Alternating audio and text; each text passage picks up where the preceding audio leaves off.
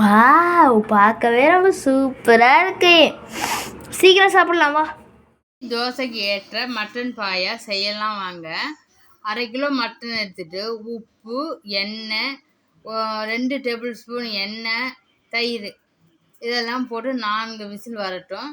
இன்னும் பொட்டுக்கடலை 1 ஸ்பூன், கசகசா 1 ஸ்பூன், மணிலா பயிர் 1 ஸ்பூன், தேங்காய் 4 சில்லு, பிரிஞ்சி இலை, பெருஞ்சீரகம், மல்லி, மிளகு, சீரகம் இதெல்லாம் ஒரு பேஸ்ட் மாதிரி அரைச்சி இருக்கட்டும். வெங்காயம், கருவேப்பிலை, கொத்தமல்லி, புதினா ஒரு பேஸ்ட் மாதிரி அரைச்சி இருக்கட்டும். புதினா நான் போடல. தக்காளி நல்ல பேஸ்ட் மாதிரி அரைச்சி இருக்கட்டும்.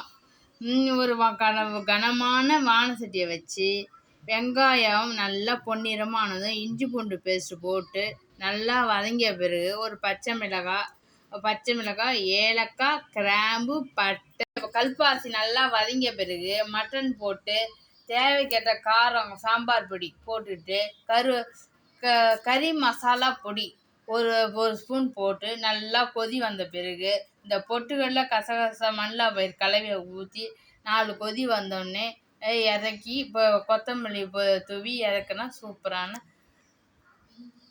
சூப்பரான மட்டன் பாயா ரெடி. இது லைக் பண்ணுங்கள், ஷேர் பண்ணுங்கள். உங்களுக்கு ஏதாவது கமெண்ட் இருந்தால் நீங்கள் கமெண்ட் பண்ணுங்கள்.